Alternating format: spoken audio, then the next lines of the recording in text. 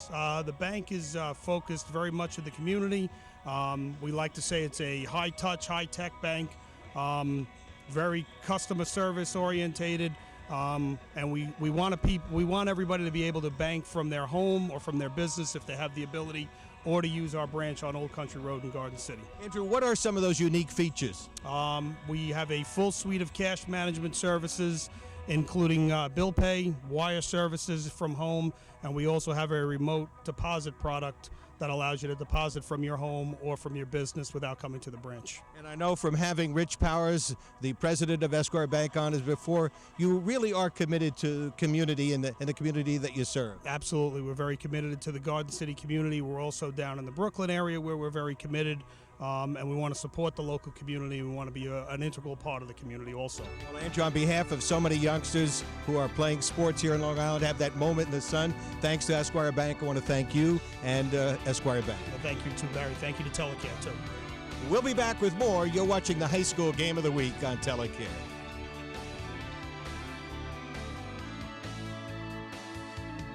Esquire Bank in Garden City. Great rates, great service, great people to serve all your banking needs. Located on Old Country Road east of Roslyn Road, Esquire Bank offers a full range of commercial and personal banking services. Take advantage of Esquire Bank's Garden City branch grand opening special that includes free ATM access and refunds on domestic, out-of-network transactions, a free debit MasterCard, free internet banking and bills pay, and very attractive CD rates.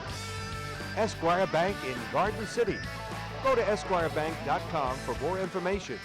Esquire Bank, member FDIC, equal housing lender. Would you love to be a graphic designer? Briarcliff College has the program for you. Thinking of a career in criminal justice? Call Briarcliff College today and find out how. Briarcliff College has the business programs to teach you the skills you need. Call Briarcliff College today to find out how you can prepare for a rewarding career. Classes begin soon. Call 1-888-773-1999 or visit bcl.edu to find out more. Briarcliff College. Go far. Accent on Eyes, located at 28 South Park Avenue in Rockville Center, is proud to sponsor tonight's game. Accent on Eyes offers the latest in designer eyewear and sunwear, featuring Oakley, Maui Jim, Ray-Ban, Chanel, Prada, Gucci, Ed Hardy, Vera Bradley, and Tiffany. Prescription sports goggles and rec specs are also available, with lenses that change color for indoor-outdoor use. At XN on Eyes, you can order contact lenses at highly competitive prices, and we carry a wide selection of virtually unbreakable kids' frames. We're open 6 days a week, and our friendly and knowledgeable staff is always here to make people happy and to see better. Accent on Eyes wishes both teams good luck in tonight's game. The Long Island Metropolitan Lacrosse Foundation, founded in 1986, is a chapter of the U.S. Lacrosse Foundation. Its mission is to promote and develop lacrosse on Long Island and throughout the metropolitan New York area. Well, we're a nonprofit organization, so if anybody comes to us and they need something, we give it to them. We're a chapter of U.S. Lacrosse, where there are about 55 chapters throughout the United States, okay, and of which we represent the Long Island metropolitan area. And basically, it's our duty to help promote and continue the growth of lacrosse in our area from all levels, whether it be the youth level, the little kids, right on up to helping out the high school kids, college kids, and even post-collegiate. I mean, that's basically what we do. We have something for everyone. Each June, the foundation runs a jamboree that attracts over 3,500 boys and girls to Farmingdale State University to participate in a day-long event. I think it's just a wonderful day to have fun. It's a day to make friends, to meet some new people, and just to enjoy the game. And I think the excitement is contagious around here. Well, I think it's fantastic. Just the youth girls lacrosse is just expanding so much. You see all these, young girls walking around being proud of playing lacrosse. And this is my first time being here, growing up in Baltimore, Maryland. Just seeing it on Long Island, it's really great to see. Youngsters can't get enough of the sport. I get to run fast and I learn how to make new friends. One thing I like about lacrosse is scoring goals, getting assists and all that stuff. And I also like getting awarded to be in the Jamboree. The foundation and the Long Island Lizards have formed a partnership to help promote the sport. And we've been working very closely with them this year. And, the foundation is the beginning of lacrosse on Long Island, and the support they give the youth is unbelievable. And that's the audience we want. We want the youth at our games, and the foundation is the essence of the youth lacrosse. Jim Howell has been involved with youth lacrosse for many years. The foundation has established this tournament every year, bringing our youth lacrosse teams in. They've also supplied equipment to new towns, new beginner programs. They've run other tournaments such as Greenport, which we invite our youth to, and they've supported monetarily and equipment-wise to the PAL. The foundation has instituted an equipment exchange program that will allow more youngsters the opportunity to play the sport. Well, this is a program that we've started to meet the need of many of the new fledgling programs that are in the inner city programs where some of the kids may not be able to afford equipment. We are trying to collect new and used equipment, and then we distribute it throughout teams in the New York metropolitan area to give kids an opportunity to play this great game.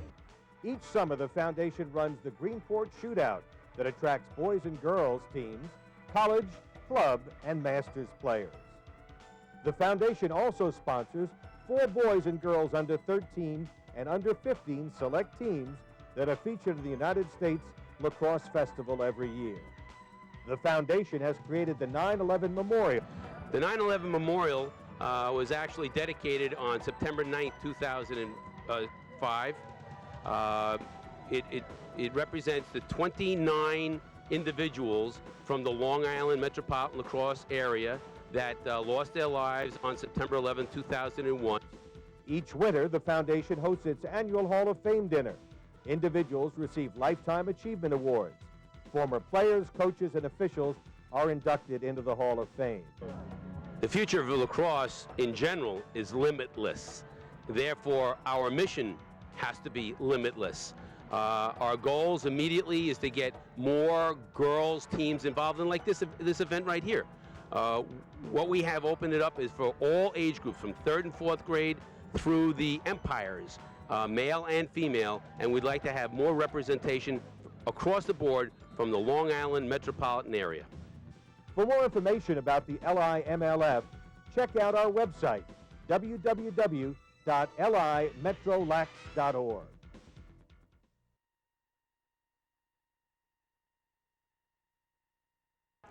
We begin the second half, Garden City with the extra man right here. They have possession of the ball with a penalty called late in that first half. And they'll try to tie it up with the extra man, McDonough, who had a couple of big goals in that first half with the last shot. Scramble for the ball, still outside the cage, and teams are all even right now.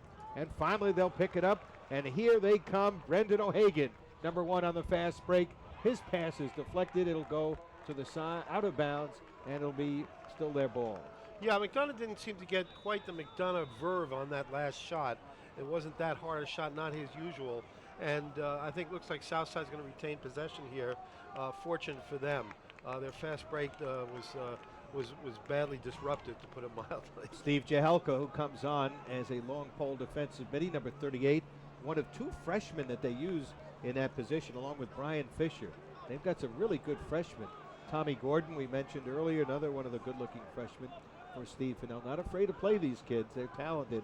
O'Reilly coming around, trying to bounce off the check of number 42 right there. That was Will Manning.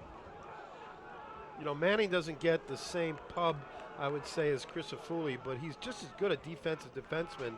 He has shut down some really big scorers this year. Connor English from Manhasset and Cohen from Syosset shut them out when Garden City beat them by a substantial margin in the first game of the year. And he was in excellent position on O'Reilly just a few moments ago. I think he's terrific. Best defensive defenseman I've seen this year. Will Manning heading to prep school at Westminster in Connecticut. And he's an outstanding football player, 3-year starter, great positional defenseman. And right now, as it starts to get a little darker here with the rain falling, we'll go to our sideline reporter in a moment, Ralph Benarchek, who came back and talking to the coaches and find out what they had to say after this possession. The south side holding onto the ball. O'Reilly will take the shot and miss the cage, and let's go to Ralph right now. All right, first off, before I get to the coaches, a little weather out there, some drizzle, so something to keep in mind here for the second half as this maintains a one-goal game. Only got a chance to speak to Steve Fennell from Garden City. He said key to the second half for his team is patience with the ball offensively, continue what they were doing in that second quarter, and they just need to grin and bear it and get a couple of stops on Southside to for once get a lead in this contest. Didn't get a chance to speak to Southside head coach Steve DiPietro. They were all late coming out of the locker room. So that could be something at that first possession, as maybe they just didn't get much of a chance to warm up, but it didn't appear to affect them. Back up to you. Thanks very much, Jahelka. The freshman brought it down. He'll give it up now to Fuller.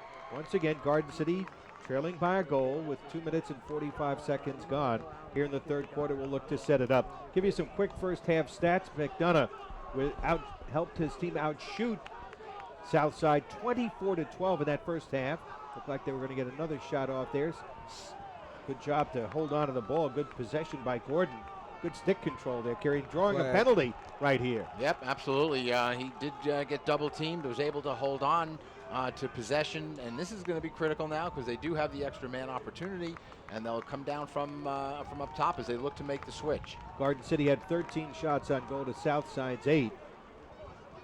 Ground balls were 15-10 in favor of Garden City. They have a free shot here. Once the ball hits the turf, the whistle will blow and the penalty will be in effect. The most interesting stat was the winning of the faceoffs. They still can lay it on, and Muscarella has tied it, but they're going to wave it off because the ball did hit the turf. In college lacrosse, they would have allowed that goal, Kerry, because they have changed the rules, but no question about it. There's the official's call. And I think it's a good call for high school right now. But I was wondering at first when the ball rebounded away and the follow-up went in that they were going to count it. And I was going to say the ball hit the ground, the save was made, and we're going to get another 1 minute penalty, I believe, on a slash called against Southside.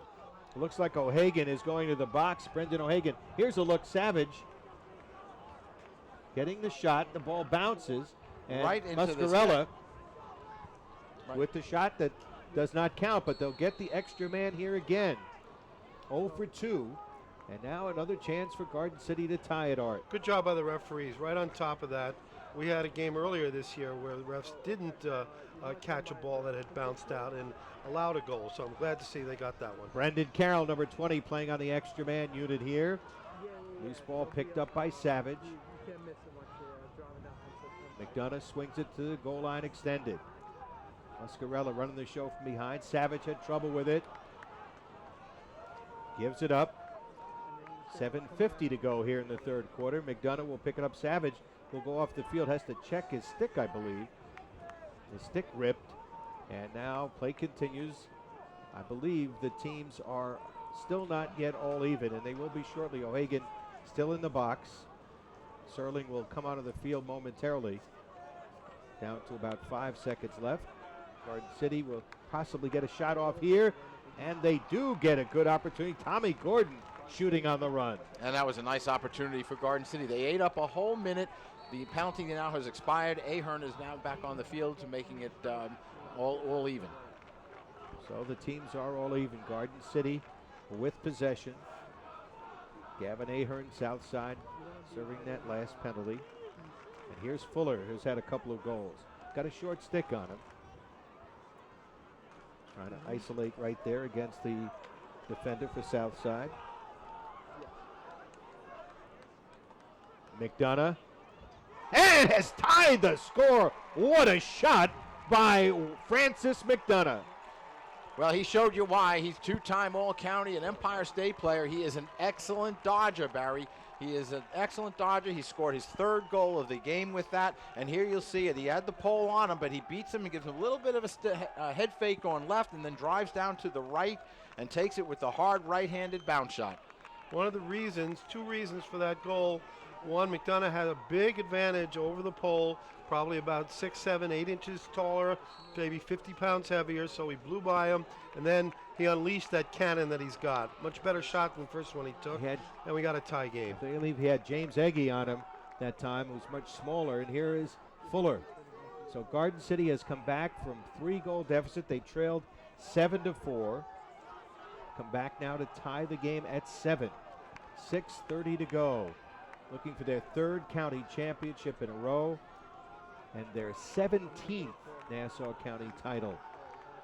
And another face-off, Barry, for Garden City. And here's an opportunity to take the lead. That one knocked down Chiodo with that hard shot on the run. You know what Garden City is doing, Barry, and if you're able to notice it, what they're doing is they're changing quickly on the fly, and they're coming up through the midfield area, and they're sending their midi down. Now, if Southside's guy doesn't go with him, it's going to allow a free man to come down to the offensive half, and that's what happened right there. Chiodo had about 3 steps on the Southside defender and was able to clearly get that shot off. Alan? Yeah, also, Barry, they're running a 2-2. They're doing a lot of activity on the crease, trying to isolate people up front and looking for dump-offs down there.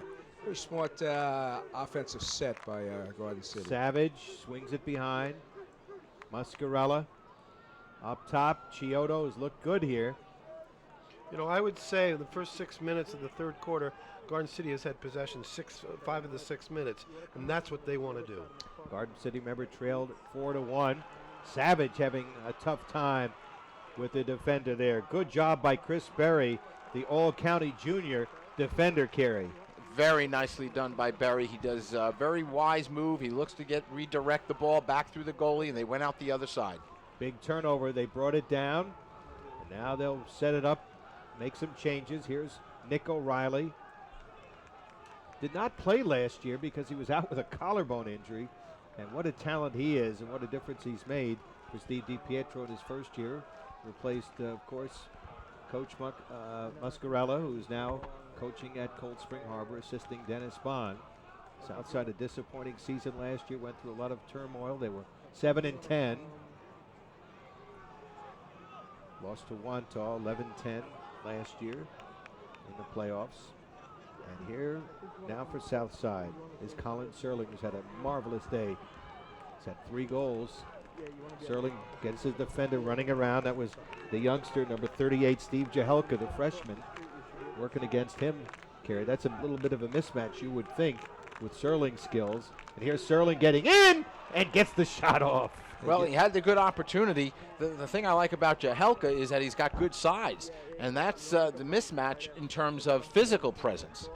He's 5'10", about 180.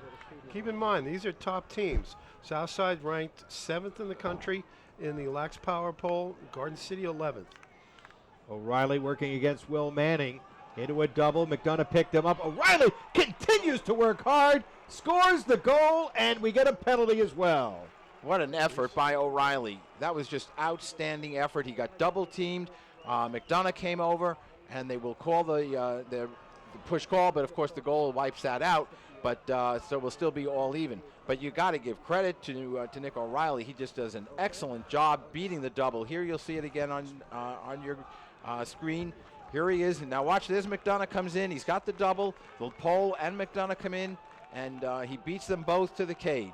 And Kerry, give credit to Brendan O'Hagan for setting a pick there that helped him free him a little bit to get the initial shot off. Absolutely, and that's very important, what Brendan O'Hagan, the midfielder, did to help and give him some space. You know, he not only beat the double, which was brilliant, but he tiptoed right around the crease so he wouldn't violate the goalie's crease. And an absolutely perfect play there by O'Reilly. O'Reilly's second goal of the game, 43rd of the year. He's now got over 90 points. And now Garden City, after coming from behind, finds that they find themselves down a goal, 8-7 here. A lot of time left, 3:48 to go. 2 years ago, or actually in 06, Garden City won the first of 2 consecutive championships, beating Southside 7-5. Southside had won it in 04. Here's Savage to tie it at 8. Well, again, you saw a pick setting up Savage's opportunity to sweep to his right and take that nice lane and take that nice hard shot with the right hand. And while he was in the process of doing that, Garden City quickly was looking to make another quick change. They shoot up top. But here's Savage coming off the pick. He's got the pole beat, so now he's against the shorty. O'Reilly. He's got number 9, O'Reilly, at that end of the field, and has a nice opportunity. Yeah, a slide from Southside came too late, and I've said it before, when that defenseman comes out real hard on a slide, as he did from Southside, that tends to block the goalie, and he had a screen created by that, and put a nice high shot in there. Here's Oliva winning the faceoff. He's done a terrific job against Sterling today. We'll give you those numbers in a minute, but Garden City is ahead in faceoffs. 9-6, 11-6, I beg your pardon, is the number. You know, right now the pace again is going in Garden City's favor. You got an 8-8 game. This is not the kind of game where Southside's going to score 14, 15, or 16. That's where they surely win. If it's going to be a 12-11 game or 11-10 game, that's probably going to favor Garden City. And not only is the pace favoring Garden City, but momentum right now, I think, is also favoring Garden City. Well, the last time they played, it was a 10-9 game. The other losses to Garden City, they lost to St. Paul's of Maryland, 11-8. Lost to Ward Melville, 6-5. To Lynbrook, 6-5. And, of course, to Southside. So they lost 2 games in their own conference, which is a rarity for them, to Lynbrook and Southside. And now trying to avenge that loss earlier. Oh, Carroll being held, couldn't get the shot off. A battle for the ball, and it's picked up by the goalie and Alexander Outlets. Of course, that's why Garden City's only the 3rd seed, a rare position for them going into the playoffs. Well, champions die hard, Kerry, and they're always good for a goal. You know, in the Ward Melvilles, the West Islips, it's something that's in the skin, in the uniform. Well, you know what? There's a little bit of intimidation when you know you're playing the Garden Cities and the Ward Melvilles and, like you said, the West Islips for their opponent, and that that really amounts to an advantage, an emotional, a mental advantage. Gavin Ahern trying to feed O'Hagan on the crease, but nicely picked off by Brian McCullough, who's a complete goalie. He's very coachable. Comes up with big games, had 11 saves against St. Paul, 13 in the Georgetown game. A chance here. Muscarella with a great feed, and they finish it off right there. And it was Billy Carroll coming up with the goal. Brendan Carroll, I believe, to come up with the goal. But you know what? I think the whole thing starts at this end of the defensive end of the field, Barry. McCullough does a nice job. He pitches the ball right out to number 40, Pat Reeves, and Reeves is able to find the short stick at the offensive half of the field as we get a timeout called for by Southside. I spoke about momentum just a few moments ago. You can feel it. It's starting to turn to go to the Trojans. They take their first lead, and the Garden City fans enjoying it. Let's take another look. And there you see the pitch by Muscarella down to Brendan Carroll, and Muscarella gets the ball from Pat Reeves. That was a great look, but it starts all with McCullough. Well, we told you about those 2 guys coming up big in the last game, Muscarella and Carroll. They're coming up big right now. They've given Garden City their first lead with 1:33 to go in the 3rd quarter. We'll be right back. Twin Park Fitness Center on 15 Jericho Turnpike in New Hyde Park is proud to sponsor tonight's game. Twin Park Fitness Center is open 7 days a week and offers a large assortment of state-of-the-art strength and cardio equipment. We have a full aerobics and cycling schedule along with personal training, full-service locker rooms with saunas, free childcare, and ample parking. Twin Park Fitness Center invites you to stop by for a free trial. For more information, go on the web to twinparkfitness.com.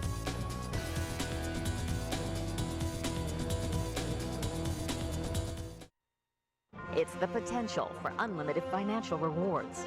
It's the strength to succeed. It's starting my own business without being alone and without the startup costs.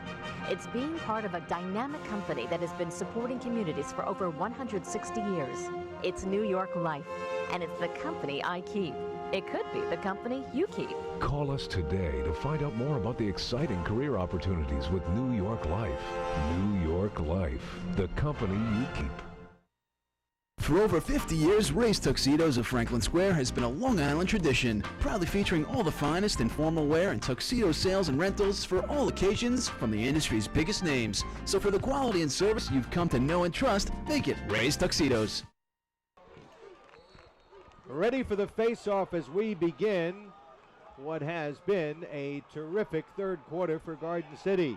They have taken the lead and now forced out of bounds. Sterling, let's see what the call is going to be right here.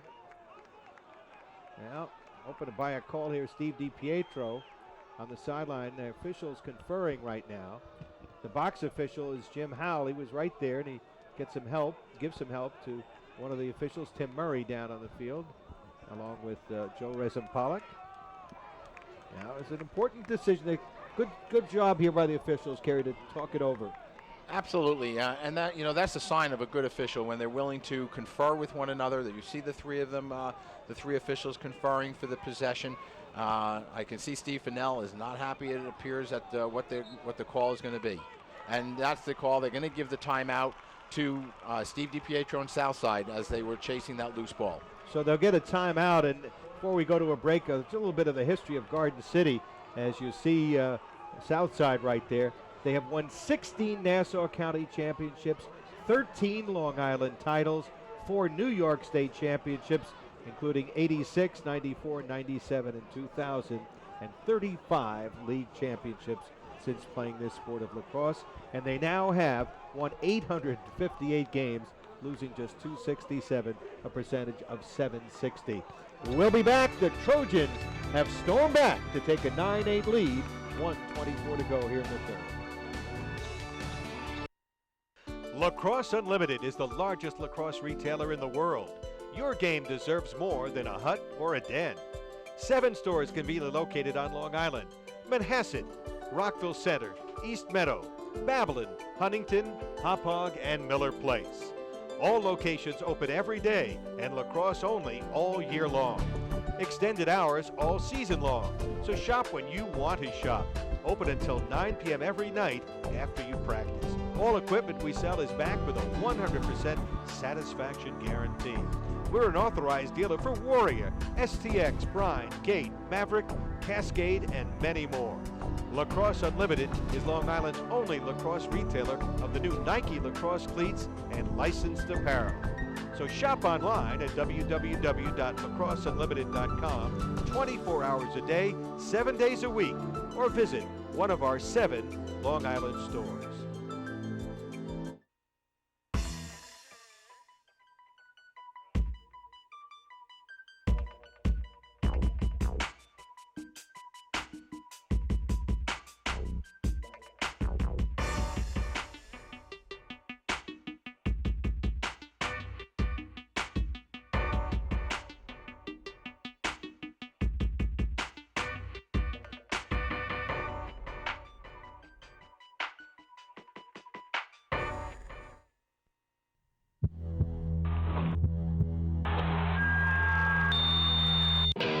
Hey, lacrosse fans, it's time to go green. Once again, the best players in the world and the best fans in the world get to come together for another great season of Long Island Lizards lacrosse. Whether you join us in our on-field VIP experience, our new Lizard Club seats, our birthday party zone, or for our post-game autograph session, just make sure you bring the whole family for lots of affordable, fun, high-scoring action.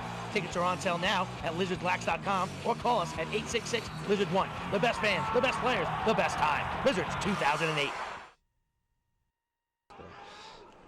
We are back at Schuert Stadium in a dandy of a game. 9-8 our score. Garden City trailed from the very outset of this game, trailed 2-0, 4-1, and have stormed back here in the third quarter to take the lead by a score of 9-8. And right now, Southside with the ball trying to tie it up here. Alan Hodich pointed out something very important.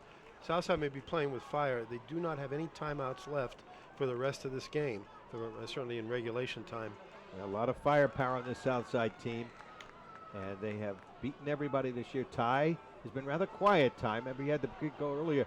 Sterling misses the cage. They did have O'Reilly backing up, so Southside will retain possession. Colin going to Lafayette to join his brother Steve, who was also a terrific player a couple of years ago. And it still is, as he was honored by making the All-Patriot Conference team, Barry. Right now they'll put it in play. It's like they're setting up a play here to wing it on the side. You know, Garden City, they're used to playing in they play in this game every year. Southside really hasn't been in this game for 4 or 5 years, and none of these players have played in this kind of pressure. No question, they've got it. Here's Serling, and the save right into the stick of Brian McCullough. Good save by McCullough. The shot taken by Colin Sterling. I think the shot selection could have been a little bit wiser. I like the look, though. Look at that catch by Fuller, 6'2", 215, and a big save by Alexander. That was huge, because if Fuller scores there, this place would have erupted, Barry, with the momentum to Garden City. Well, looking to clear against pressure is Chris Berry. Got it to the far side. They'll put it in the stick of Brendan O'Hagan, who'll leg it down. Now, McCullough, the goalie for Garden City, underrated.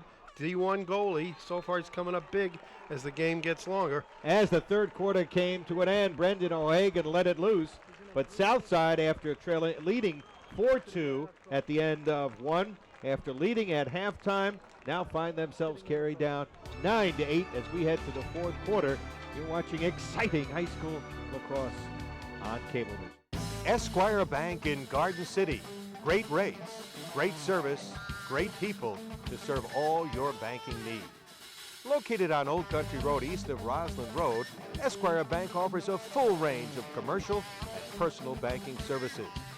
Take advantage of Esquire Bank's Garden City branch grand opening special that includes free ATM access and refunds on domestic, out-of-network transactions, a free debit MasterCard, free internet banking and bills pay, and very attractive CD rates. Esquire Bank in Garden City. Go to esquirebank.com for more information. Esquire Bank, member FDIC, equal housing lender. Would you love to be a graphic designer? Briarcliff College has the program for you. Thinking of a career in criminal justice? Call Briarcliff College today and find out how. Briarcliff College has the business programs to teach you the skills you need. Call Briarcliff College today to find out how you can prepare for a rewarding career. Classes begin soon. Call 1-888-773-1999 or visit bcl.edu to find out more. Briarcliff College. Go far. Accent on Eyes, located at 28 South Park Avenue in Rockville Center, is proud to sponsor tonight's game. Accent on Eyes offers the latest in designer eyewear and sunwear, featuring Oakley, Maui Jim, Ray-Ban, Chanel, Prada, Gucci, Ed Hardy, Vera Bradley, and Tiffany. Prescription sports goggles and rec specs are also available, with lenses that change color for indoor-outdoor use. At XN on Eyes, you can order contact lenses at highly competitive prices, and we carry a wide selection of virtually unbreakable kids' frames. We're open 6 days a week, and our friendly and knowledgeable staff is always here to make people happy and to see better. Accent on Eyes wishes both teams good luck in tonight's game. We're back, part of the crowd here at Hofstra, and they have been carried to a terrific game so far. Garden City with a 9-8 lead as we begin this fourth quarter. And one of the surprises has been how well Joe Oliva has done on faceoffs, and they come up with another one right here. Well, you know, when I was talking to Coach Steve Fennell prior to the game, and we were talking about the faceoffs, he said, you know what, Joe Oliva is a real good faceoff kid, and he doesn't get the recognition that he should get as a faceoff kid, and he is doing an outstanding job. 12-7, that's the edge that Garden City has had on faceoffs today, and they've got the ball. And talk about them. If they get a lead, they're going to be tough to come back on, Kerry, because they're a very patient team. They don't make too many mistakes usually in the offensive end, and defensively, they're so tough. Exactly. That's what I was going to say. That's why it's going to be so tough to come back on. They only give up 4.6 goals a game. You know, that's excellent defense, and they've got outstanding defensemen. Carroll, the feed on the crease. It's picked up by Fuller, and he scores. Initially, it looked like it was going to someone else, to the long pole guy who was in there in the middle there. But it goes to Fuller, who alertly buries it, his third of the game. You know, I think he had an earlier goal in the same fashion. A pass that went errant was picked up by Fuller. Here's Brendan Carroll. He's looking to play it into the crease, into a pole. But it goes by and gets to Will Fuller. Manning was the guy down low on the crease. Fuller gets the pass, gets the credit, gets the shot, gives them the 2-goal lead. Nice play by Carroll, though. Very unselfish. A lot of other guys would have taken the shot. Instead, he looked for a better opportunity. A friend of mine, Rob English, who's Connor English on Manhasset's dad, he predicted this. He really knows his lacrosse. He thought Oliva would do a great job on faceoffs, and that Garden City's defense and game plan would prove to be superior. And so far, he may very well be right. Well, a real test now. Remember, it was Garden City that had to come from behind. And with 5 goals in the fourth